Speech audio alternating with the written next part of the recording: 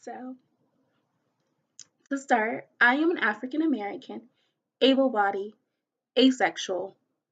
I come from middle class family. So to start, I'm going to talk about my childhood, some of my experiences, and how I grew up. I grew up in an impoverished community in Hammond, Indiana.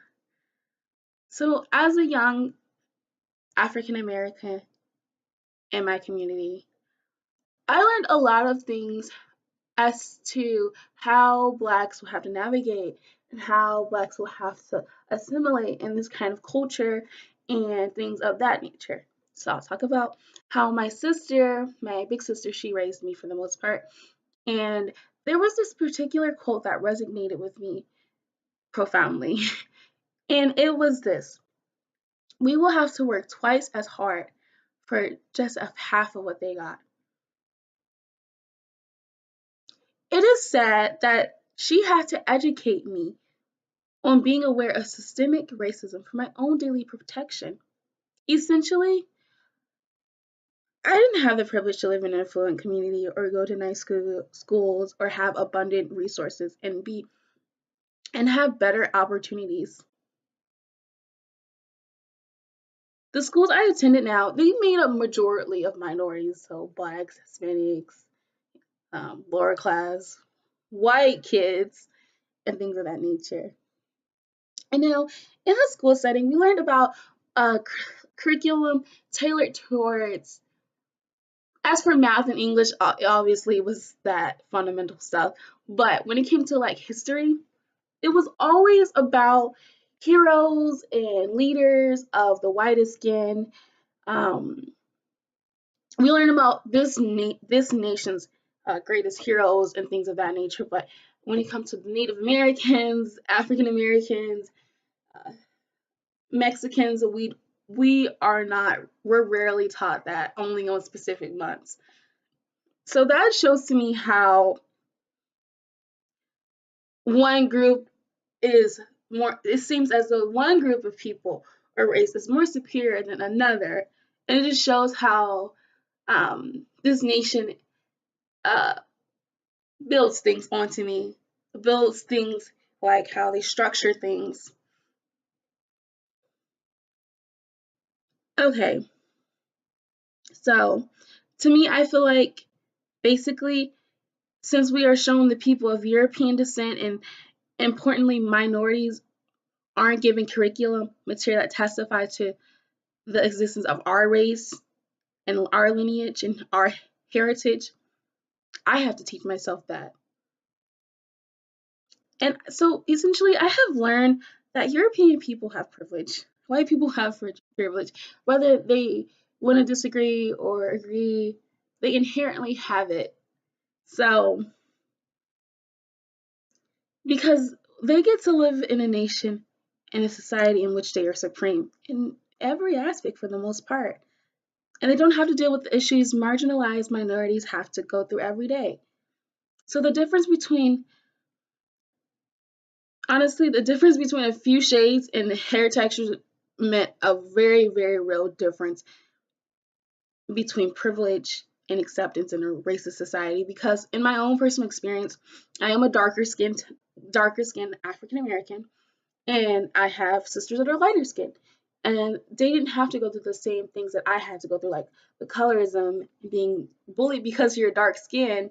And we live in a society in which white Eurocentric aesthetics are glorified compared to Afrocentric or darker skin, you know, beauty.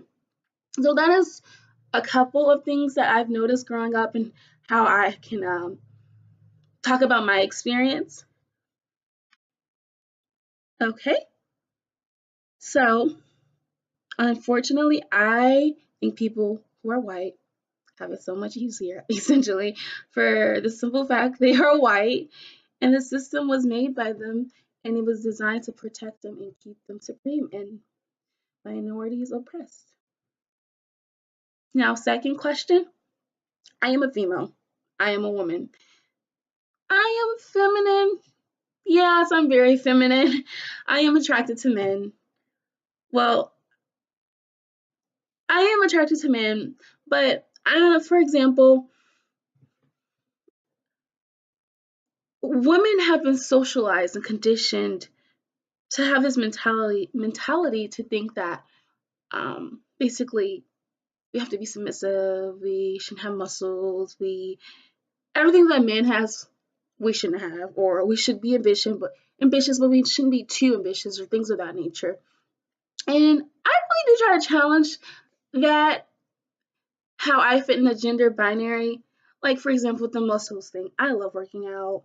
I love gaining muscle and all those things. So I don't like when guys tell me I don't want you too muscular or that's not sexy, but I think it's sexy and I think it's something that should be celebrated.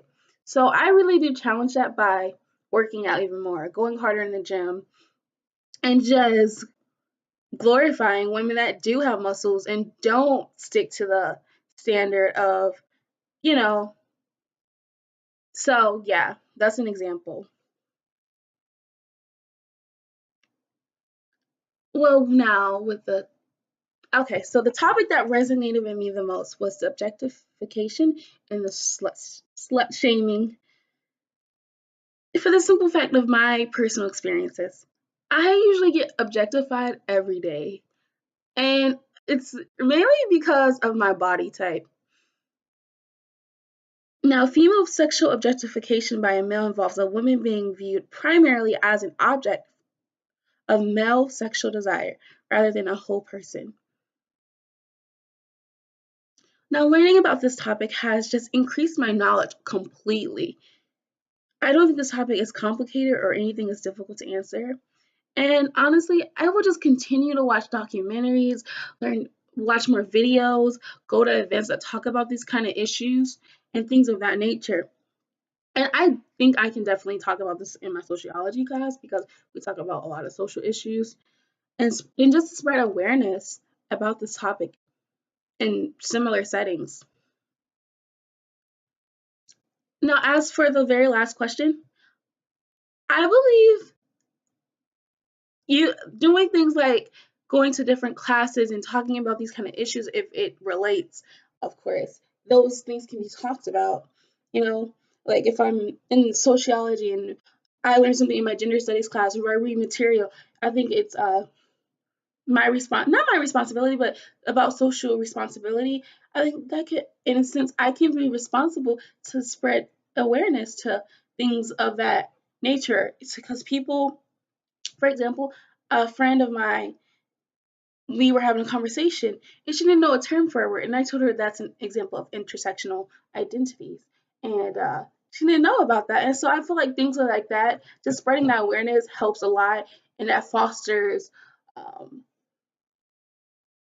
that fosters a setting in which people can learn and grow from, and once that person knows that information, they can take it and teach others and things of that nature. So that is an example as to how I can um, facilitate and make that happen. But thank you for listening to me, and thank you.